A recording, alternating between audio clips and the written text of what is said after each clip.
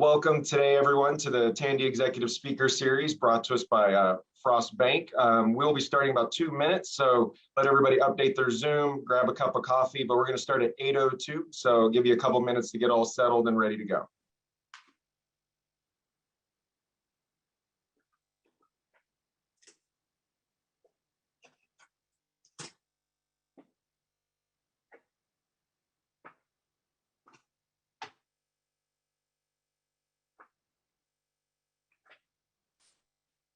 All right, we still have people rolling in. We're almost to 100 people here.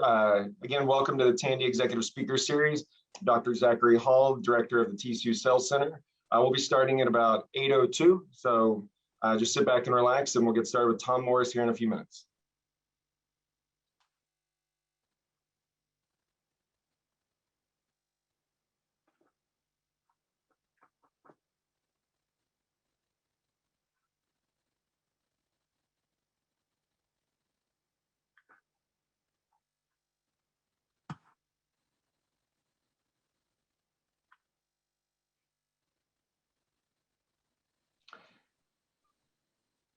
All right, everyone. Again, this is Dr. Zachary Hall, Director of TCU Sales Center. Welcome you to the Tandy Executive Series. It's 8:02, so we're going to start our program today.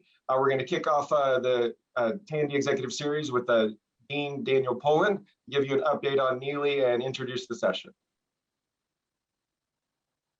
All right, welcome everybody. It's great to have you involved in yet another excellent conversation that we're having here at the Neeley School of Business. One of our most marquee programs is the Tandy Executive Speaker Series, and it's been wonderful for us to innovate and find ways to continue to deliver this high impact, curated conversation to a variety of our stakeholders, internal and external, even as we've struggled through the pandemic of the last year plus. We're hopefully going to be able to return to in-person events as we look ahead to the fall, and we'll be sharing those details as they're finalized. There's lots of logistics with that, but thanks for hanging in there with us this year as we've pivoted and adjusted and continued to offer this session. It really has been an amazing year at the Neeley School of Business. I want to thank all of our faculty and staff, our student leaders, our alumni, our corporate partners and sponsors for continuing to invest in the intellectual vitality of the school.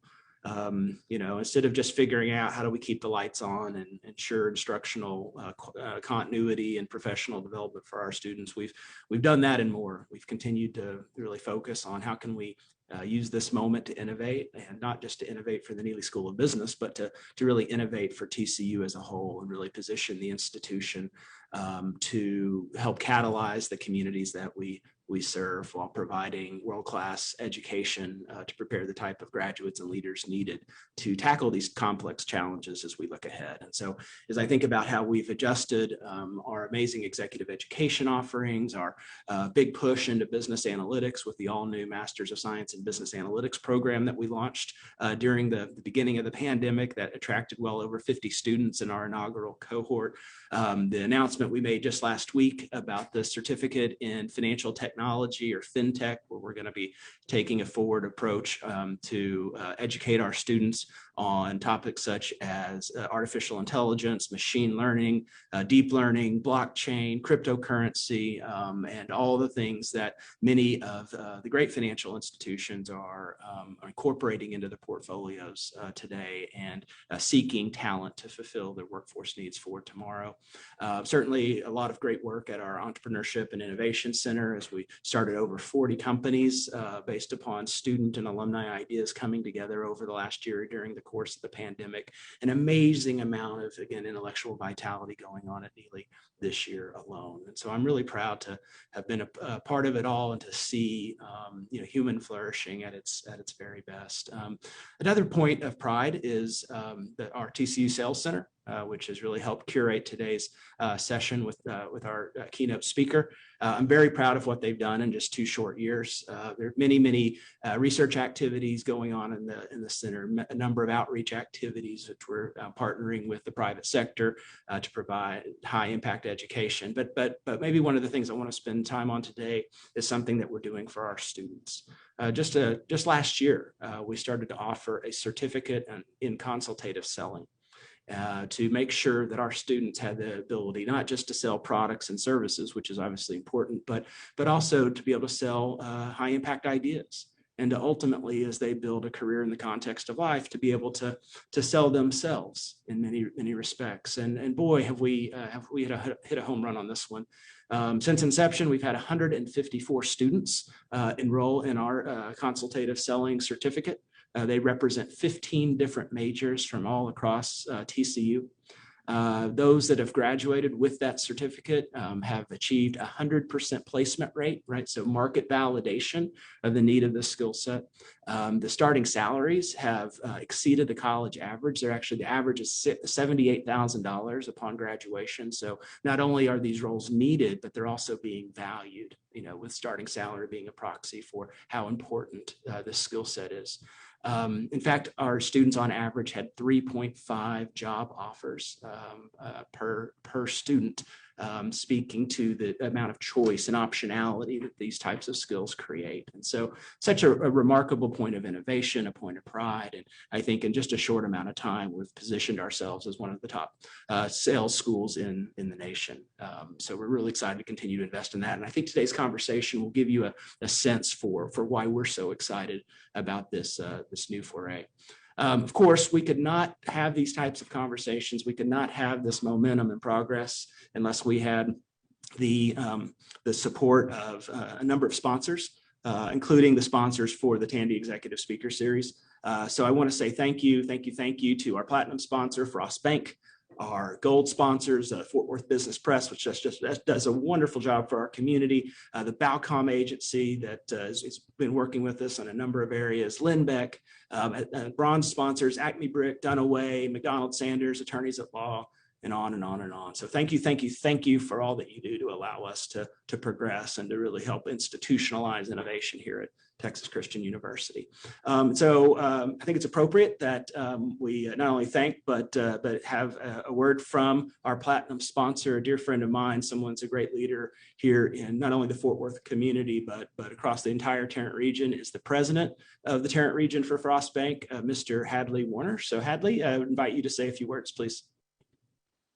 Thank you, Daniel, and good morning, everyone. As Daniel mentioned, I'm the regional president for Frost here in Fort Worth and Tarrant County, and I couldn't be prouder than the opportunity to represent the thousands of Frost bankers who work hard every day to make our communities better and make them a better place to live and work for everyone. We're proud once again to be the presenting sponsor of the Neeley School's Tandy Executive Speaker Series, something we've done for many, many years. And sponsoring events like this really have become a tradition at Frost, and it's part of the relationships we build in the communities where we operate. It's our way of saying thank you to all of you for what you do in our communities. I'm excited about the theme of this morning's presentation. I want to hear about lemonade. It's appropriate that we look toward a brighter future following all the challenges of the past year. I've spoken to a lot of business owners in recent months as they've navigated the challenges and difficulties of the pandemic and the crazy winter storm. And I've been inspired by the optimism and resiliency that our business community has shown. We've still got a lot of challenges ahead, but it's also a good time to take stock of our accomplishments and to look forward to a better time ahead. So again, thank you to everyone who's joined this morning, and thank you to TCU for continuing to organize and present really meaningful topics and great speakers.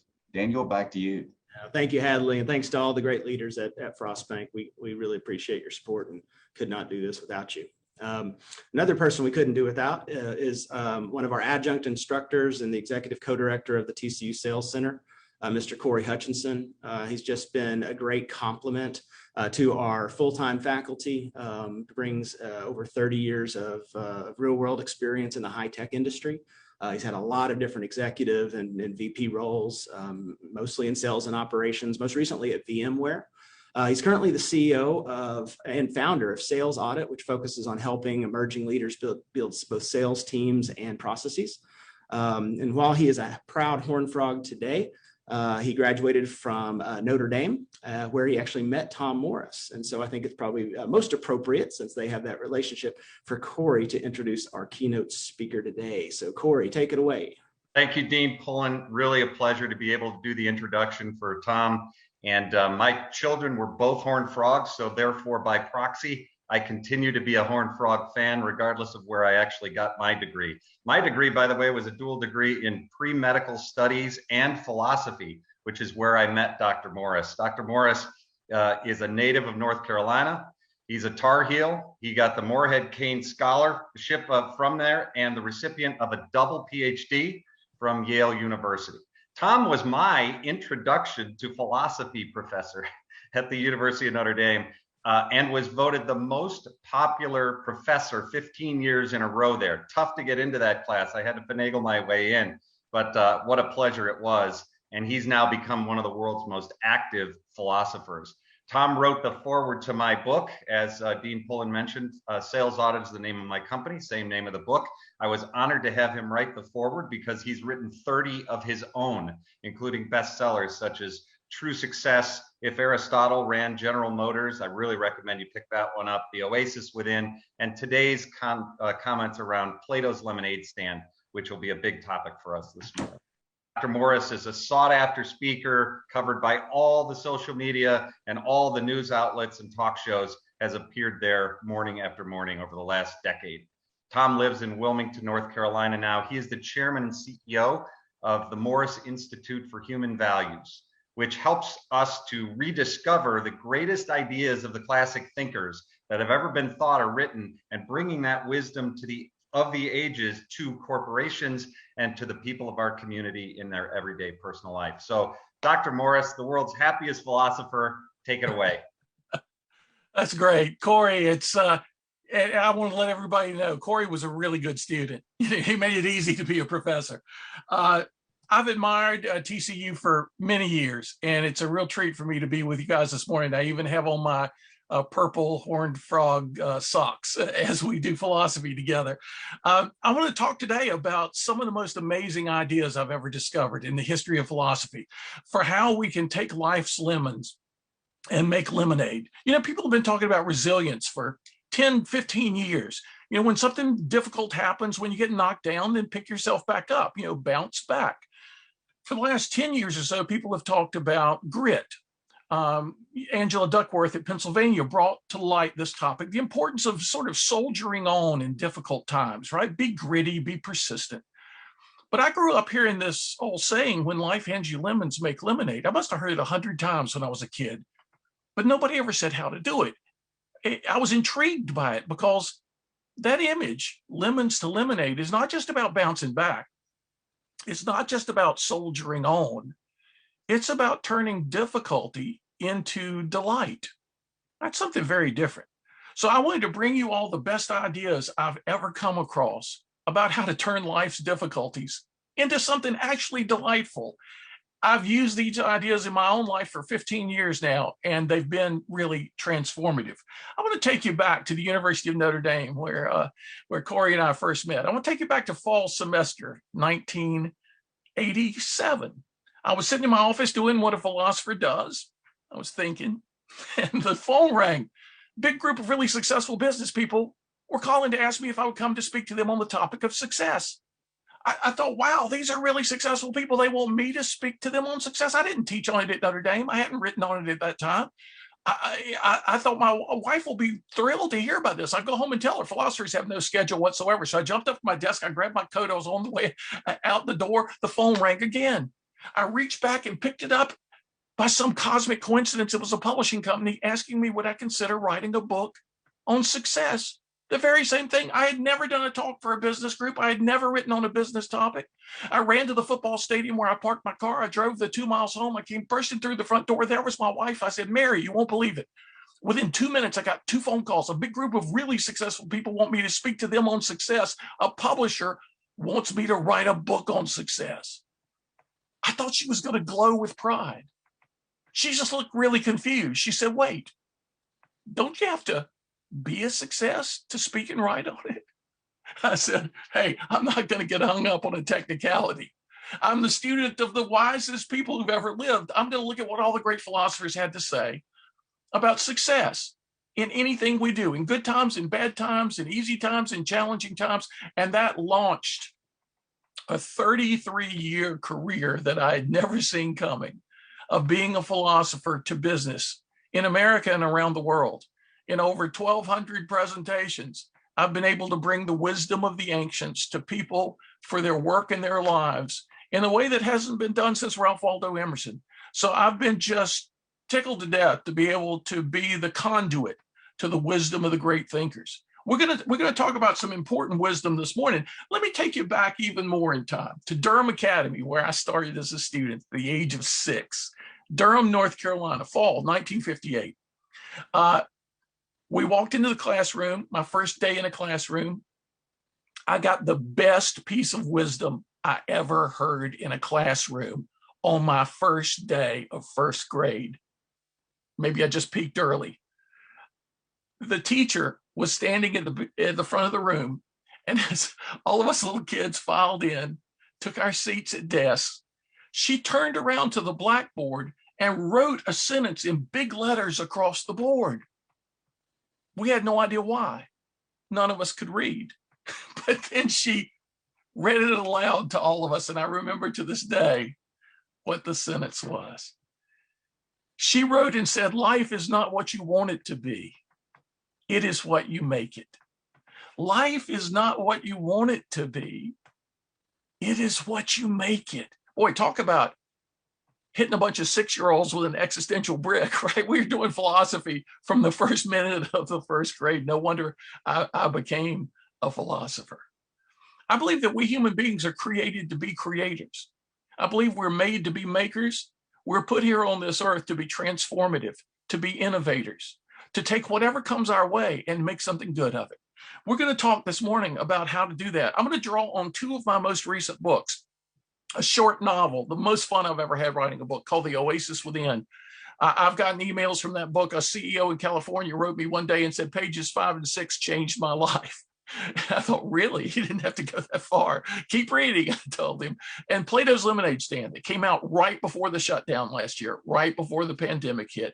People say, what are you, this genius that knows that we're going to face a mountain of lemons? I said, no, I've just been working on this book 15 years, and it finally happened to be ready. I want to talk to you this morning about the wisdom I've learned and that came into these 2 books and that have come into the wisdom that's come into my life. But first, let me just say a word about what wisdom is.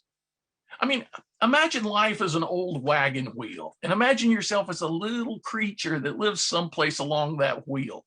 Now, most people live out on the edge, out on the very rim. And as the wagon goes rolling down the bumpy road of time and change, the people who live on that outer edge are whipped around to high highs and low lows, right? They're really up or they're really down as things change. Wisdom is what moves us to the hub of the wheel. The wheel's still going to turn, but we won't be whipped around to such irrational exuberance and terrible despondency. We'll have a peace, we'll have a tranquility, or at least a measure of that at the center of the wheel. I was visited by a young man, a college student from Madrid, Spain, about 1.5 years ago. And he wanted to go to breakfast and talk philosophy. So I took him out to a little diner near my house. And as we sat down, he asked me his first question. It wasn't like, how are the eggs here? Or is the toast good? Or how about the pancakes? He asked me the question. We sat down and we're picking up our menus. He says, what is wisdom? I gave him the answer I often give. I said, it's embodied insight for living. It's not just having a bunch of platitudes in your head, a bunch of epigrams or aphorisms, clever sayings. It's embodied wisdom. And then I thought for a second, and something occurred to me I'd never said before. I said, wisdom is guidance and guardrails. And he said, what's that? Guardrails. I don't know that. He was not a native speaker of English. So I said, you're up in the mountains driving around a a narrow mountain road, very curvy, and there's a metal railing to keep your car from going off the side. He said, oh, guardrails, yes. So wisdom is guidance. It's positive advice about where to take your life, and it's guardrails to keep you from falling deeply as you go. He said, oh, I never thought about that before. And I said, neither had I. Thanks for asking the question. We're going to talk about the wisdom we have about change. There is an art of change I came to discover over the past 15 years, an art of adaptation.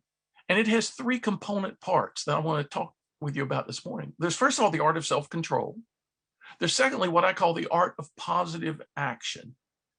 And thirdly, there's the art of achievement. I heard a famous speaker yesterday talking about the importance of threes in giving presentations. I said, well, man, I'm lucky because there are three arts within the art of adaptation: the art of self-control, the art of positive action, the art of achievement. Let me just take a minute to talk about each of these. Number one, the first art of change, the art of self-control. It's got three rules. Right? There's kind of three commandments here. Again, three. Number one, don't rush to judgment. Whenever anything happens that's unexpected, don't rush to judgment. Don't be too quick to say, this is the worst thing that's ever happened, or this is the best thing that's ever happened. I can't believe it. This is so great. Don't rush to judgment. Things are hardly ever what they at first appear. Number two, value the right things. I'll say more about that in a minute. And number three, use your imagination well. Now, let's look at each of these. Don't rush to judgment. We rush to judgment all the time, right? I mean, oh no, this is terrible. I can't believe it. Or, oh, this is the best thing that ever happened to me. It's unbelievable how many people have said to me over the years, you know, once I got fired early in my career, that was the best thing that ever happened to me. Now, if you went back to that day, you're not going to see, you know, them saying in response to, I'm really sorry, Fred, your job has had to be eliminated. Fred probably didn't say, oh, this is the best thing that's ever happened to me, right? The room was spinning around him and Fred was like, oh no, I can't believe. It turns out that what looked bad ended up being, as he says in later years, the best thing that ever happened to me, right? I remember when I was at Notre Dame, I was 40 some years old, maybe 41. And the dentist said to me one day, we got to take all your wisdom teeth out. I said, oh, that's bad for my business as a philosopher. And he said, well, you're not that funny. He gave me some forms to sign, waivers, all about disability and death that could result from the anesthesia. And I'm thinking, oh my goodness, you know, this is serious. I worried. I thought it was going to be the worst experience of my life to get my wisdom after reading those legal waivers. I worried and had awful beliefs about the upcoming procedure for a month until the day came. And because of the pharmaceuticals employed that day, it was the most fun I ever had at the dentist's office. I'd do it again today. I had rushed to judgment. The great philosophers say, hold back judgment a little bit. Just say, we'll see. You know, don't be too quick to say, this is terrible, this is awful, this is horrible. And even if it turns out to be a bad situation you're in, the Stoic philosopher Seneca once said, even disaster is virtue's opportunity. Very interesting. Number two. Well, first of all, let me give you an image here that's been very helpful to me. The emotional telescope. In my book, The Oasis Within, I have a copy right here, The Oasis Within. It's a story about an old man and his nephew, young nephew, traveling across the desert in Egypt in 1934.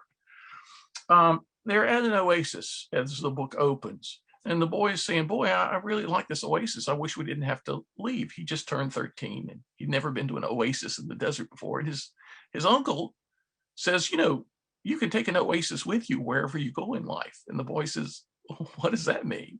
And they start having this amazing conversation. And at one point, the old man says, have you ever seen a telescope? And the boy says, yeah, there was a visitor in our little village not too long ago who had a telescope and he gave it to me and I looked through it and it made little things look big and it made far away things look close up. And the old man said, I'm glad you had that experience. When I was about your age, a really nice man gave me a telescope. And just like you, I looked through it. It made small things look big and far away things look close. And then I turned it around and looked through the other end. And the boy says, well, I never thought to do that. The old man said, well, I don't know why I did, but It shrank everything down to size. It made the big things around me look small. It made close things look far away. He said it gave me an idea that we all have in our hearts and minds an emotional telescope, the equivalent of that.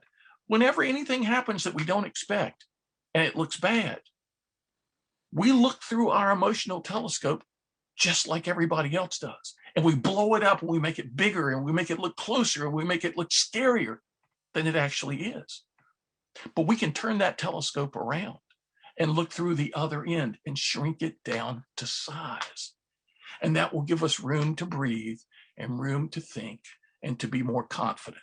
And the boy says, wow, that's something I never thought about. And the old man said, and as you mature and get better skilled at the wisdom of perspective, you can eventually just put that telescope down and look at things as they are. And you'll know you're big enough and strong enough to deal with whatever comes your way.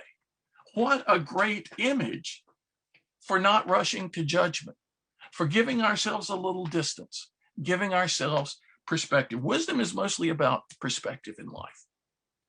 Speaking of perspective, in the art of self-control, don't rush to judgment. Number 2, value the right things.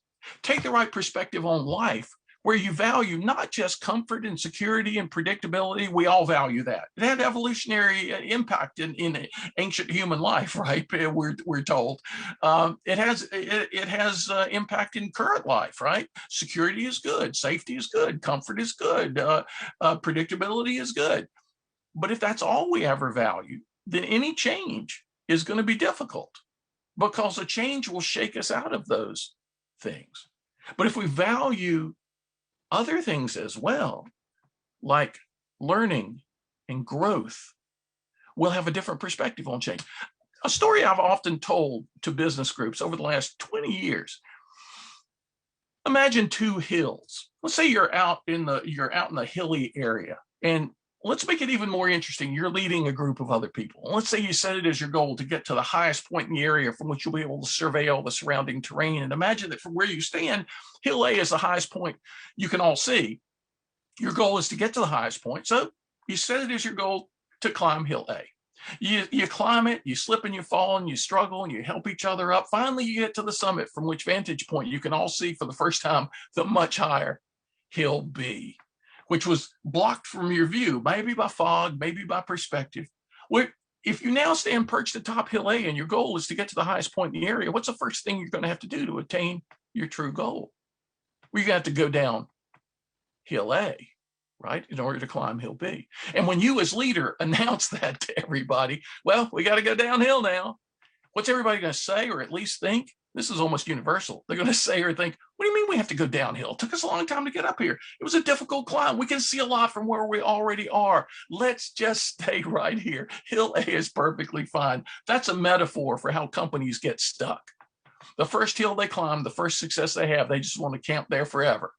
The great philosopher said, no, let it be your base camp for your next ascent. And to do that, you're going to have to first go downhill.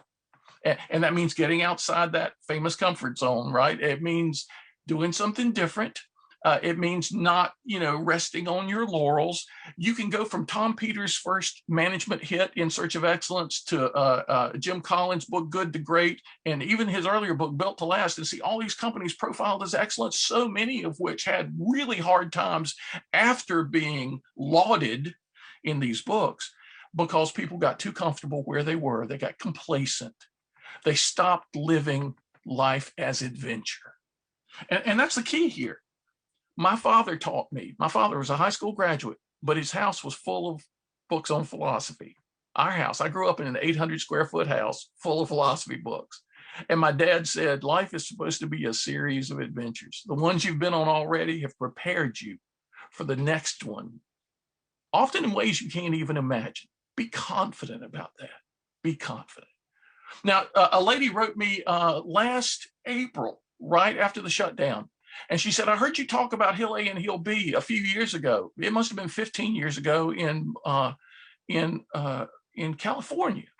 And she said, Hill A and Hill B.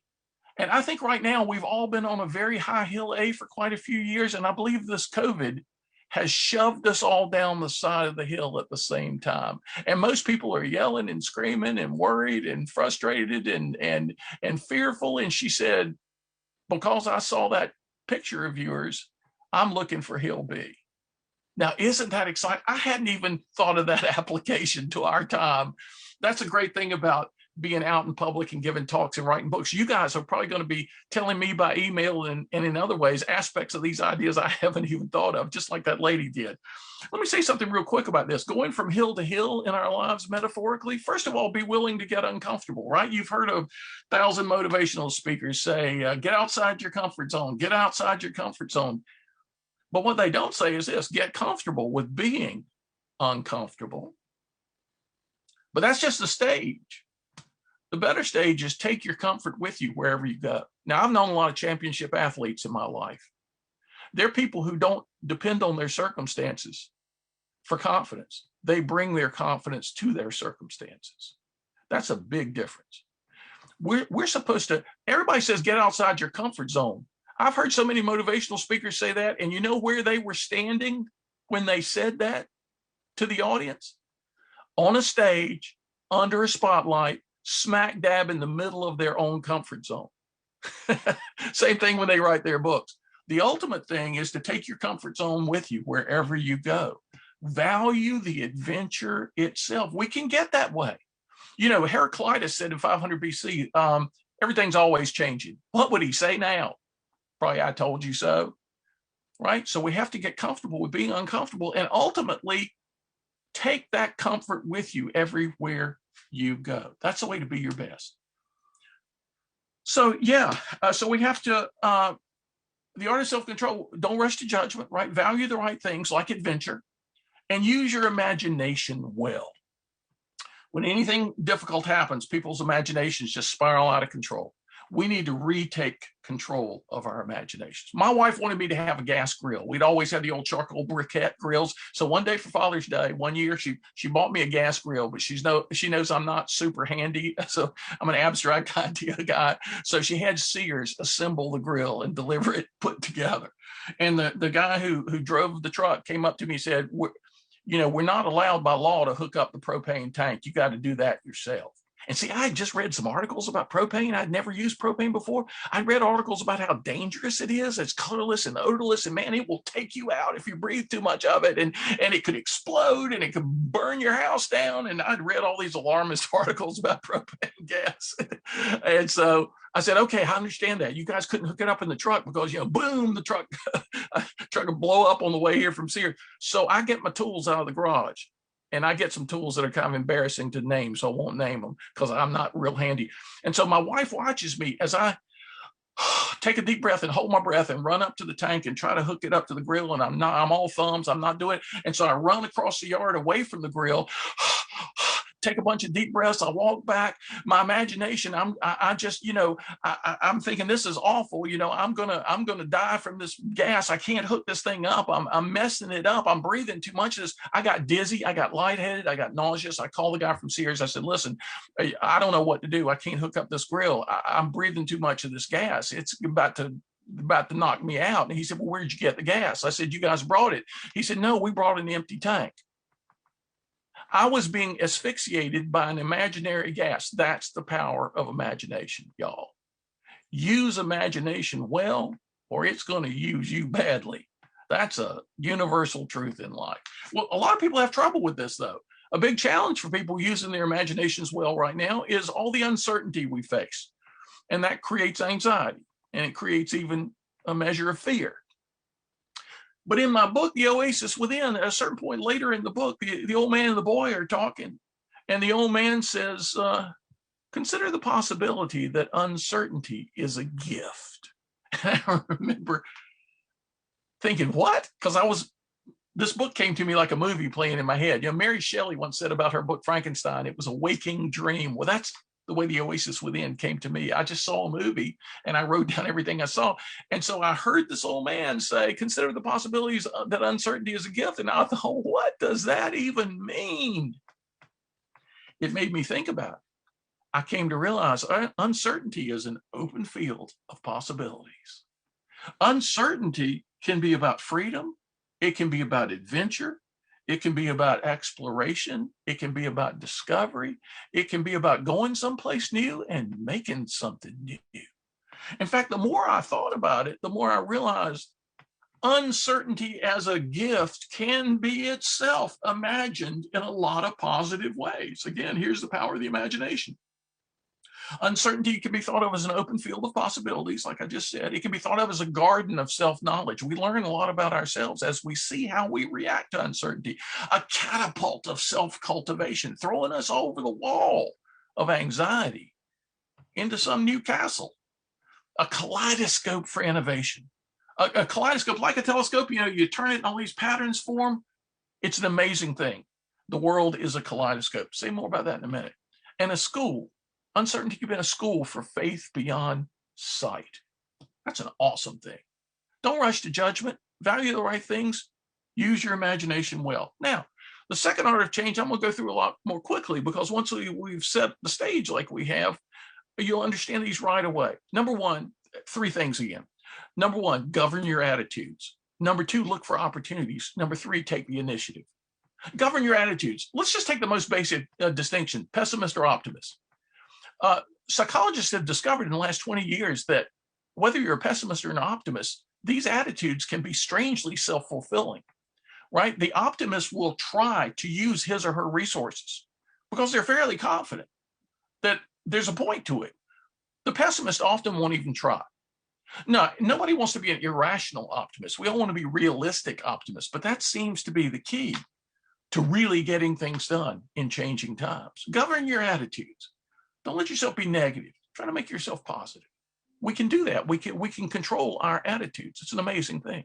Number two, look for opportunities. As this kaleidoscope changes, new doors open, new windows open, even as old doors close. Hill A to Hill B, all the time in a world of change. Look for that next Hill B. Look for that next opportunity. In times of change, especially difficult change, most people hunker down. They stick to their knitting, even if knitting is not the thing to be doing right then. Look broadly out into the world for new ways of being of service to your customers, to your clients, to the people around you, new ways of working. Number three, take the initiative. The great philosophers are known as thinkers, right? But remember that picture I showed you at the beginning of Rodin's Thinker? He's a very muscular guy. He's a man of action as well as thought. The most successful people are people who are action-oriented. With the right attitude, having found a possible new opportunity, they take the initiative. Ralph Waldo Emerson said life is experiment. And not every experiment is going to work the way we think, but every experiment can help us find what does work the way we want. Okay, so we got the art of self-control. Change happens and we establish a little bit of an oasis within. And number two, we engage in the art of positive action. But number three, we want that action to be successful. So there's a third art of change that I call the art of achievement, where action moves into positive accomplishment. We need 7 things. And if you're taking notes during this presentation, don't worry about getting all these down. Go to my website, which I'll give you in a second. And up at the top, it says the 7 C's of success. And I really recommend copying these, put them in a nice font, print it out on a nice piece of paper, put it on your computer monitor or on your desk somewhere. I discovered these things in the 1980s, these 7 conditions for success. Motivational speakers will give you 3 ideas for success, and there's one guy who gives you 100 ideas for success. That's way too many. It seems to be this is the most logically coherent and comprehensive framework ever from all the great philosophers. If you think of an 8th one or a 9th one, it will be, in my experience, a version of one of these 7 or an application of one of these 7 in a particular circumstance. We need a clear conception of what we want. Sometimes we have to fight for that clarity. We need a strong confidence we can attain whatever goal we set for ourselves. A focused concentration on what it will take. A stubborn consistency in pursuing our vision. Consistency just means standing together, from 2 Latin roots. Sto stare steti, to stand, con, together. Do our actions stand together with our words? Do our actions stand together behaviors with each other? I just read a great book this weekend, American Icon, the story of Ford Motor Company. When Alan Mulally became a CEO, they faced every problem you could possibly imagine. It's like Phil Knight's book about starting Nike. The book Shoe Dog, if you haven't read that, I recommend it. It's like every adversity you could possibly imagine, Phil Knight had to fight his way through and make lemons out of lemonade time after time after time. Same thing at Ford Motor Company, 2006 to about 2014, one of the biggest turnarounds in corporate history, because they got a plan, a clear conception of where they wanted to go. They brought confidence to it, focus, concentration, and a ton of consistency.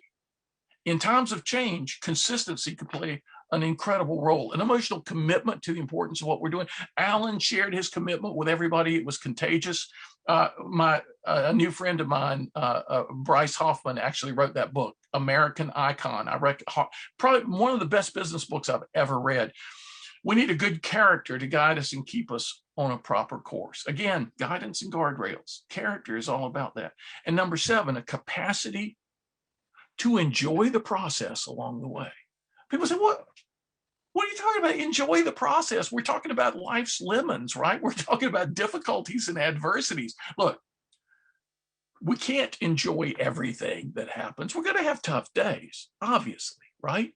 But if we cultivate a capacity to enjoy whatever can be enjoyed about the process, then we get better at the process and it produces the results we want. We're in such a results-oriented culture, we forget the importance of the process. And again, I keep recommending other people's books, Bryce's book, American Icon. The way in even the toughest challenges during the Great Recession, during the challenge of the Japanese manufacturers to the big 3 in Detroit, during every day brought worse news about what was going on. They found a way to enjoy working together as a team, something they had never done really before. Everybody had been in charge of their own little kingdoms. With internecine war, well, they got out of that. Alan brought everybody out of that. And a capacity to enjoy the process actually emerged. And that's what it takes to be your best and do your best. Now, we've looked at a lot of stuff this morning, right? The art of self-control, the art of positive action, the art of achievement. If we can practice these 3 arts, and that's what an art is all about. An art is about practice. First time you ever went on to a tennis court or a golf course, you probably weren't very good, but it's a skilled behavior, right? The more you do it, the better you get at it. That's the thing about any art, is a skilled behavior. Wherever you are right now on the spectrum, you can get better.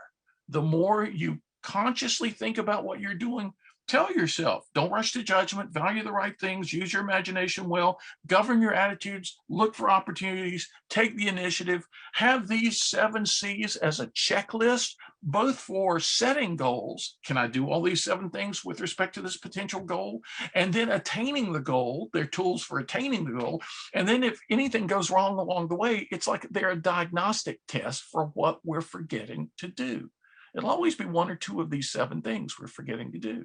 So if you take these 3 arts, self-control, positive action, and achievement, you roll them together, these are the ingredients for taking life's lemons and making lemonade. I heard that saying 100 times growing up, but like I say, nobody ever said how to do it. The philosophers have been saying how for a couple thousand years. We don't have to make up this recipe from scratch. We can rely on their wisdom, on their advice, on their guidance, and on their guardrails. You know, in this world of constant change, one thing that doesn't change is you can contact me anytime at my newest website of tomvmorris.com. V as in Victor, my middle name, tomvmorris.com. You can contact me through that site, or you can use over here the world's oldest email, which I stubbornly keep, tomvmorris@aol.com.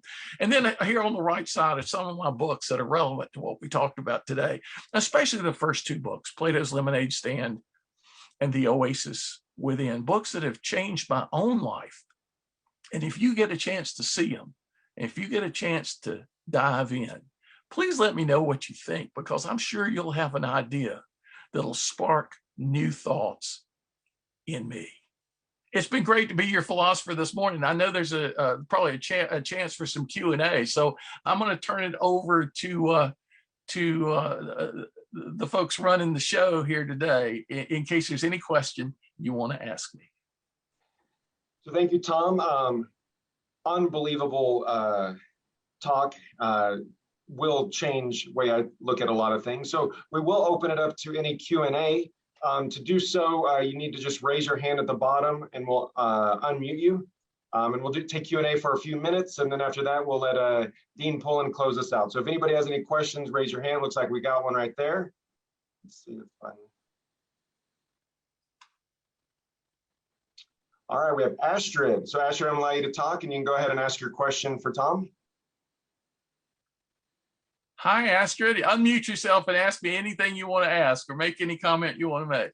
Well, first of all, I want to thank you. This has been so delicious. I have taken many a philosophy class and I've never laughed so hard. So thank you. If you had been my philosophy professor, I would have been a philosopher. What a great perspective you have on everything. But I want to ask you something because I'm the dean of the business school at Shenandoah University in Winchester, Virginia. Oh, wow. Beautiful part of the country. Yep. Just up the road from you a Yeah. little ways. But what I really want to ask is that what I have seen with COVID with students is there's a real deep sadness that their life will never be as good as it could have been or better than their parents' life. There's a real feeling of despair that we crested hill number 2 and we're just going downhill. Right. And I need some help on how to talk to students. I can't give them platitudes, right, because that just rolls, then I sound like mom. Do you know what I mean? It's like, come on, we can do this. How do you talk to students that don't see it's going to be better for them anytime soon? How do I work with that? That's a very important question, Dean. That's a very important question. I think, first of all, those who are having this kind of despondency, they don't realize that they've rushed to judgment. Because the word rush seems to imply something that happens within seconds, right? Momentarily. But you can rush to judgment over a longer period of time as well. They've rushed to judgment and they let their imaginations get out of control. And the way we can counter that is by giving people the big picture. I mean, this is not the first pandemic in human history. It's not the first plague in human history. It's not even the worst, as awful and terrible as it is. When we go back and look at the big sweep of history, we see that, for example, the earlier plague that we faced in our own nation's history was followed by one of the most prosperous times ever experienced by any nation. The plague in England led Isaac Newton. He couldn't go into the university. He couldn't do the work he was supposed to do. So he had to go out in the country and isolate himself. And he discovered everything Isaac Newton is famous for having discovered. I mean, there is a strangely transformative pattern that tends to come out of the worst times.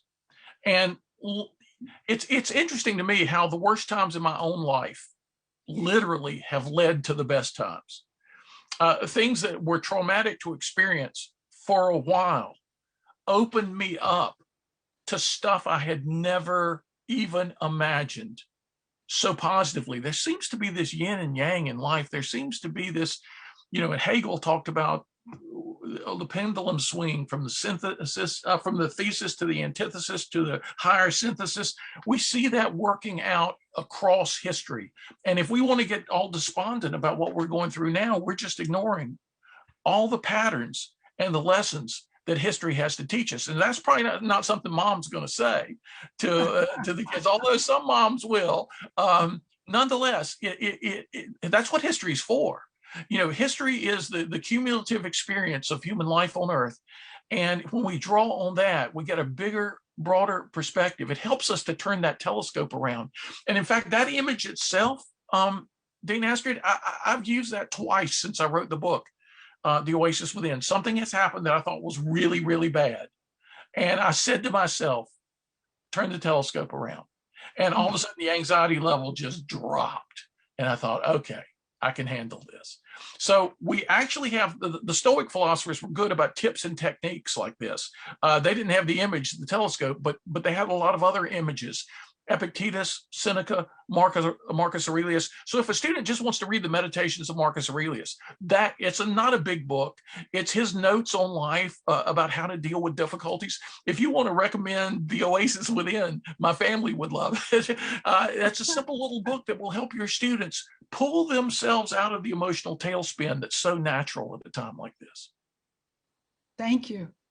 Thank you. Great question, Astrid, Dean Astrid. Any other questions? We had one hand and I think they put it down. Anybody else? Oh, there we go.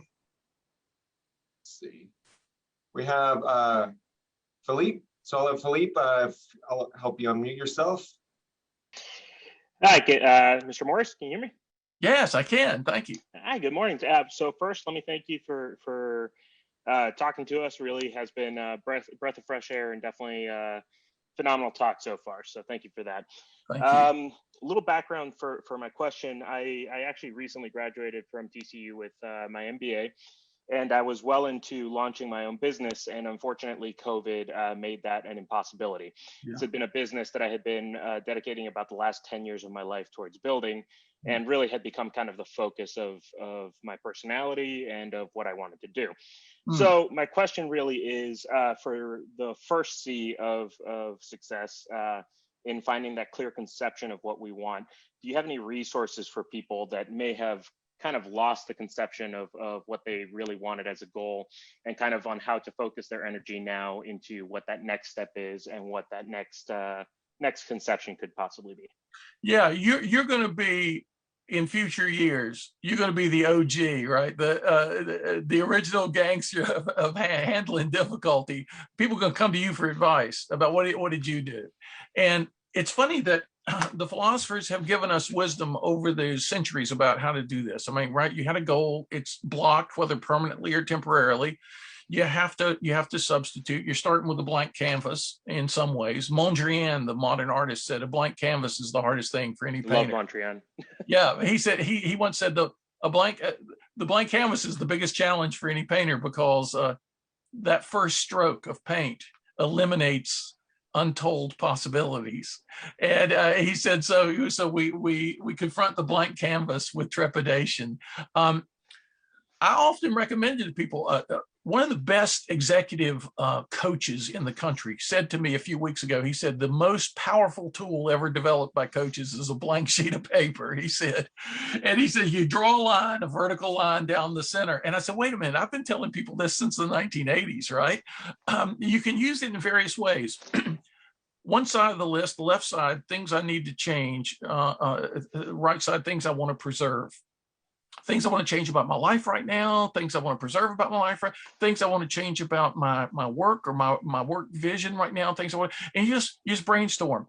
You give yourself the freedom to not self-edit, but just to write. And it's amazing how this can become a conduit for your deep unconscious mind to speak to you in ways that haven't been accessible to your conscious mind. You can probably do it on a blank computer document. I always get out just a regular blank sheet of paper and I go to it. And I just brainstorm by myself. And you can imagine my main way of serving people was keynote speeches to 1,000 to 10,000 people in a room. That stopped happening last March, right? So it's like now we've accelerated the technology of idea delivery in a way that could have taken us 5 years, and we've done it in a year. I started doing this, what we're doing now. I started doing this the very first week of the shutdown. And a lot of public speakers who were like me, who are accustomed to a room of 5,000 people, they just stayed home thinking there's no way forward right now. I just got to wait till all this gets back to normal. rather than doing that, I just said, well, okay, let's make the use of what we've got. You know, we've got Zoom, we've got these other virtual platforms. Let's try to do this. So Felipe, the brainstorming, so to just make your mind a blank. I was never a good meditator, but I was a guitar player. You can see behind me there's a Fender Stratocaster over here, there's a Telecaster on the other side, a couple of amplifiers in the room.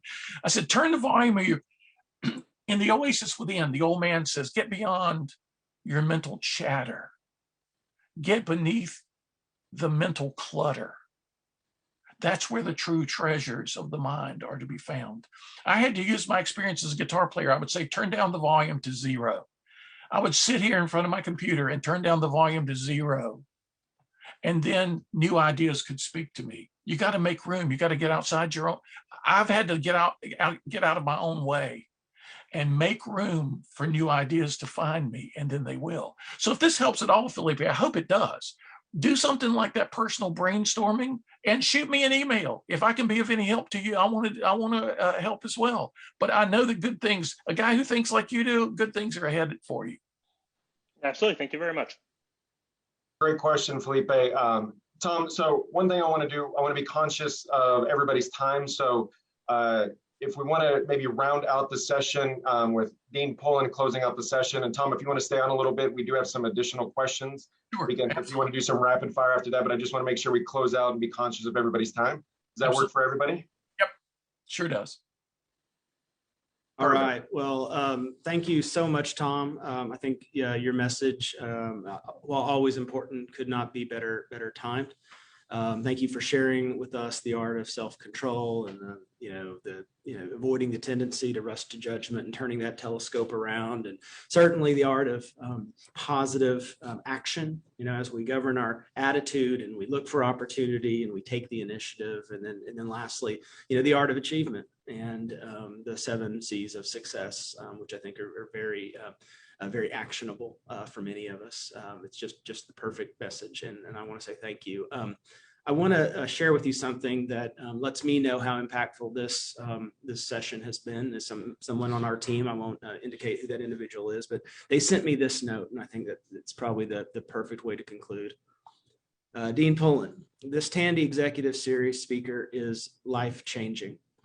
He's saying things that I felt intuitively my whole life, but did not know well enough to execute on.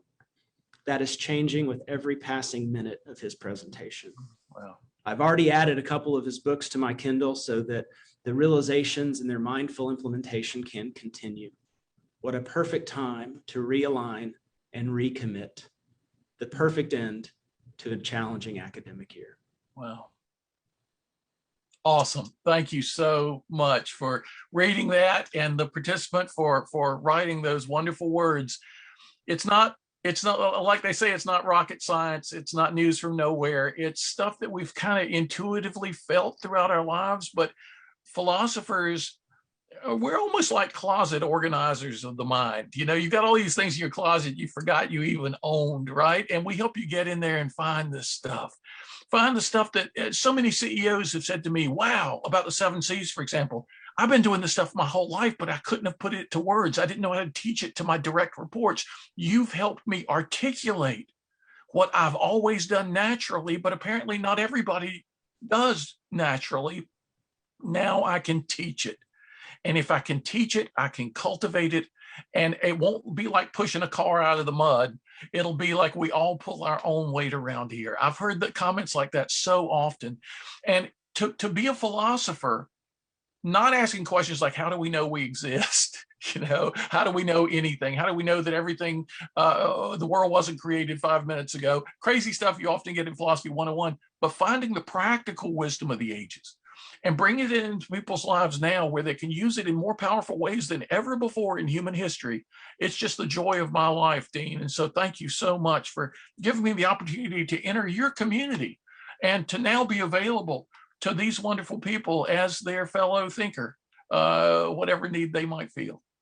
Oh, that's wonderful. Well, welcome to the Horned Frog family. Thanks for being a part of our community of connection, and I cannot thank you enough. We're at the hour, so obviously many of us have to drop off, but it sounds like Dr. Hall and Dr. Morse will have the continued opportunity to take a few questions if you can hang on. Thank you all, and we'll see you in the fall for the next Tandy Executive Speaker Series. More information to come. Thanks. Thank you, Daniel. And so, yeah, we have a couple questions, Tom, if you want to answer those, and also those that are dropping off, we'll try to have an abridged version of the video of this for y'all, and we'll also send out an email so you can get in touch with Tom. But if Matilda's still there, your hand's been up for a little while, so let you go ahead and ask your question. Hi, Zach. Thank you. Hi, Tom. Thank you so much for this talk. As everyone said, was really inspiring. Thank you. Especially because I think, as someone mentioned, it really helps to put into actions what can be seen as just like motivational sentences. So I wanted to ask you this, just like a brief, let's say, background. I'm a PhD student. I'm an academic, and I think that in this beautiful environment which academia is, there's always this kind of hold tight because you will arrive somewhere. So as for now, you might do some sacrifices, but one day you will actually be the person and the scholar you want to be, right? So as you said before, it's probably the reflection of how goal-oriented is our society. Yeah. And in your presentation, you mentioned this one of the C's that I found really difficult and understand that I have to work on, which is the capacity to enjoy the process, right? Yeah. Which is something that I feel is absolutely undervalued, because it's always like, again, focusing on the future, right? And I was thinking, okay, but if I don't enjoy the present, how can I reach that future? So all these are a bit a long premise to say, do you have any tips on this, on how to work and develop this capacity? Yeah, there's a Buddhist monk, Thich Nhat Hanh is his name. The book name is easier for you to write down if you want. It's called Peace, P-E-A-C-E. Peace is Every Step. And it's all about sort of learning to live in the present moment, not forgetting the past, not refusing to think about the future at all, but sort of experiencing the richness of the present in a way that will create what psychologist Mihai Csikszentmihalyi, his famous book Flow, The Psychology of Optimal Experience. How do you get into flow? I've experienced that throughout my life. I'm a very fortunate person to experience flow often, where there's no anxiety, there's no worry, there's no frustration. You are just relishing the process of whatever it is you're doing. And we look throughout the history of human accomplishment. We find that most creators, however messed up they might be in various aspects of their lives, they loved their work. They loved what they were doing. Now, there are a few who have said, like Norman Mailer, the novelist, every novel I write kills me a little. They're always outliers. But for the most part, all the creators who've done the very best work have been people who relished the process. They almost sometimes don't even care about the result, apparently. And ironically, they get the best results. There's a Hindu thing about releasing results, letting go of results. That's a Buddhist thing as well. It's a Christian thing as well, right? Don't be anxious for tomorrow. The birds of the field, the lilies of the field.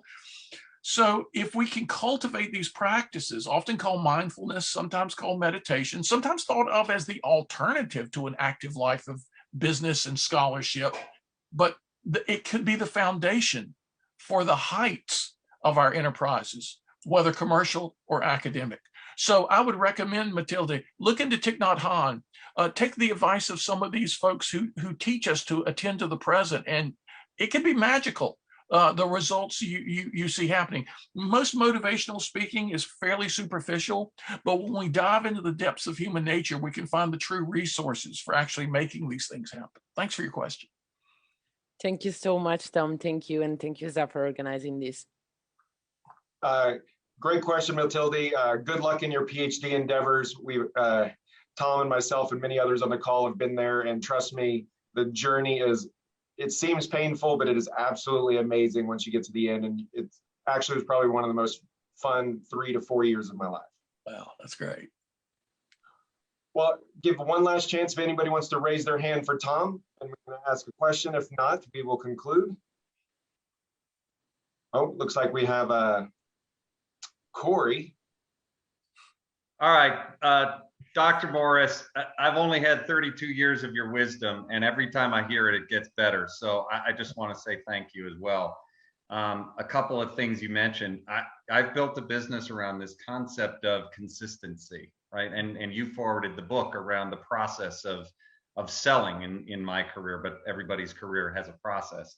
And there's philosophy all around us in places I didn't expect. One of my favorite books is Bill Walsh's The Score Takes Care of Itself, the coach of the San Francisco 49ers, that talks about not looking at the scoreboard ever.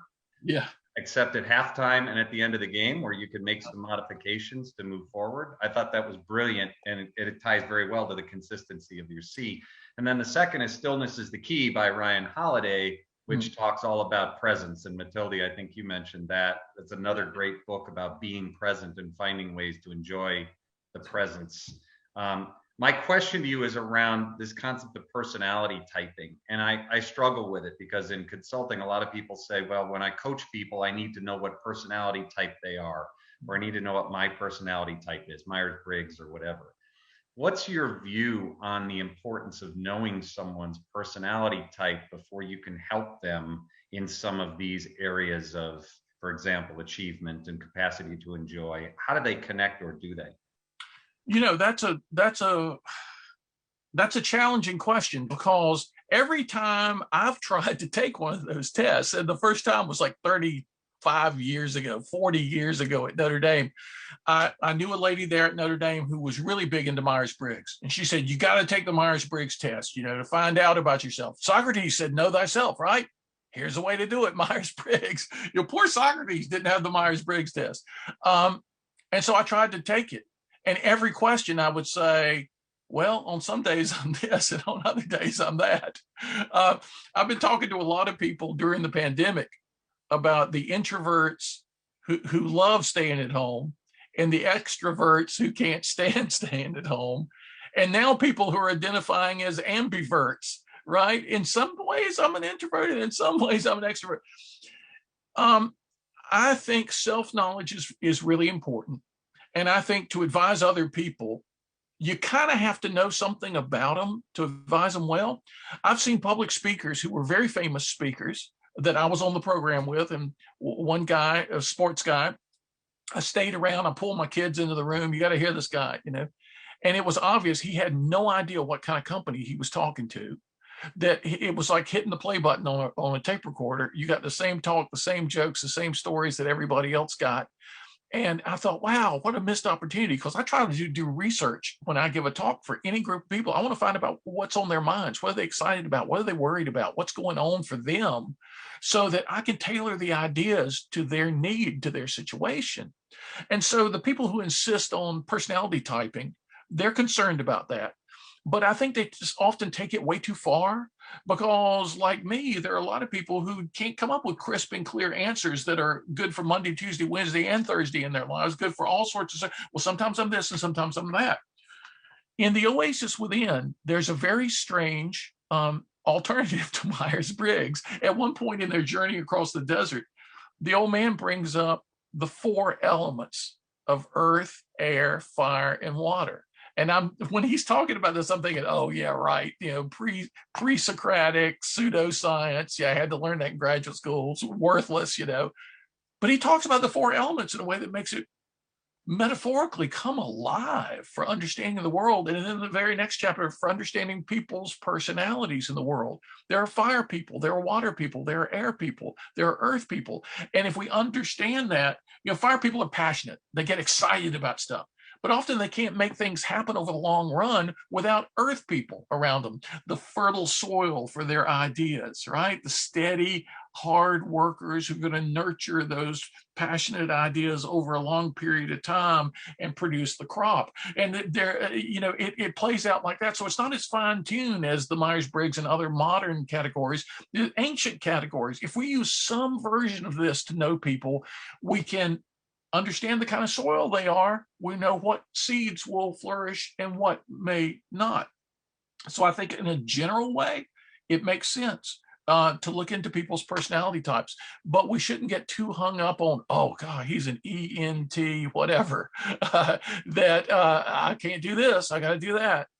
Hope that helps. Oh, that's perfect. Thanks. Simplicity is awesome. Thanks. Simplicity. Love that about simplicity and personality styles. Professor Hutchinson, I teach that in the class, and I do think some people go way too far with it, but it does give you some inclination of how they generally behave. Yes. Which helps you understand how to coach and teach them. Yeah, with that, I don't see any more questions. But Tom, I was not the person that sent the email, but I'll tell you, I was blown away. Really impactful, practical, where you take wisdom from hundreds of years and applying it to today, especially in the crazy world that we're facing. But I loved your perspective of, that it's just now it's time to go. We're all been thrown downhill, and there's just a new hill that we're going to climb. And I love the question from Matilde about the journey. 2 or 3 years from now, I think we're all going to look back and go, wow, that was actually pretty interesting and fun. It didn't look like it at the time. That's right. And we will have learned things we never would otherwise have learned. We'll be able to do things we might not have been able to do. And as Dean Astrid pointed out, there are a lot of people who are in an unnecessary state of depression and despondency and anxiety right now. And if we can, there's like a cool breeze of wisdom that blows through the centuries. And if we'll just get out and let it refresh us, we can broaden our perspectives about what we're going through now. And we will be one of those people that those 100 years in the future will look back and say, wow, look what they went through and look what they accomplished as a result. Absolutely. So with that, we'll close out our session. Tom, loved it. We'll follow up with you. And participants that are still on, we're going to get the video and additional follow-up materials to you and Tom's contact information. But all in all, it's been great, Tom. Corey, thank you so much for introducing us to Tom. And this has been an amazing way to kick off the morning. Thank you, Dr. Morris. See you later. Thank you, guys. Thank you so much. Thanks for including me in this wonderful morning experience. And let's stay in touch. Let's do great philosophy together. Be well. Be well.